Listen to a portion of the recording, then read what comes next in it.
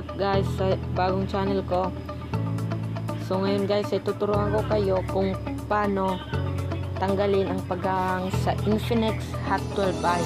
Kung gusto nyo pong matanggal ang paghahang sa cellphone nyo, siguraduhin tapusin yung video ito.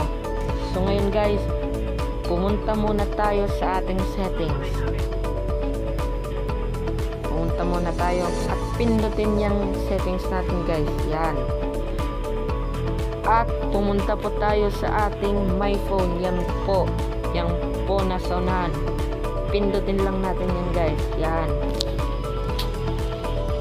At mag-scroll down lang natin. I-scroll down nyo lang guys at hanapin yung build number.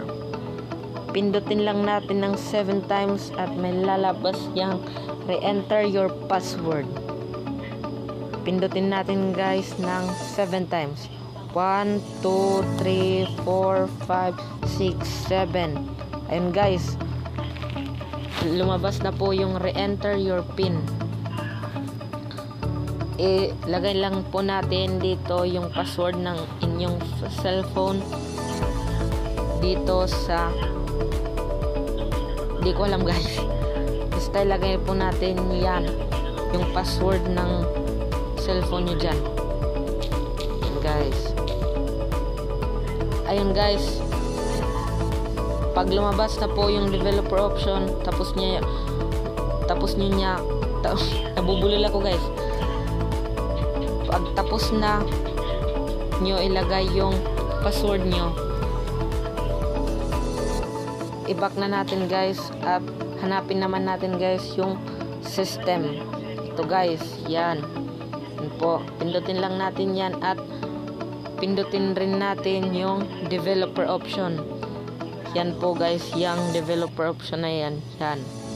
Pindutin lang natin yan guys at scroll down lang tayo guys.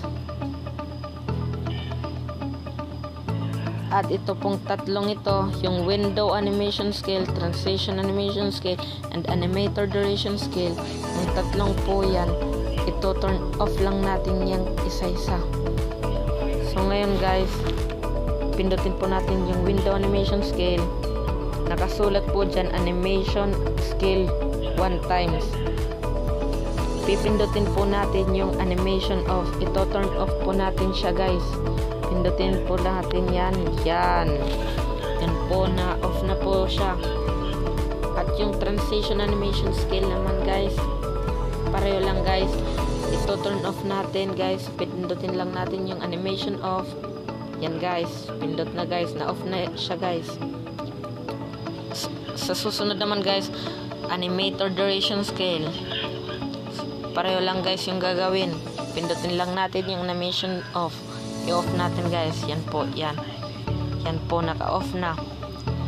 So ngayon guys, na-off na silang tatlo. Mababawasan na po ang paghahang ng cellphone nyo at posible na pong mawala ang paghahang ng cellphone nyo. Sana natulungan ko kayo guys natanggalin ang paghahang ng cellphone nyo. What's up guys, kung bago ka pa lang sa YouTube channel ko, paki-like and share and subscribe naman at paki-pindot na rin ng notification bell para updated kayo sa susunod ko pang mga video.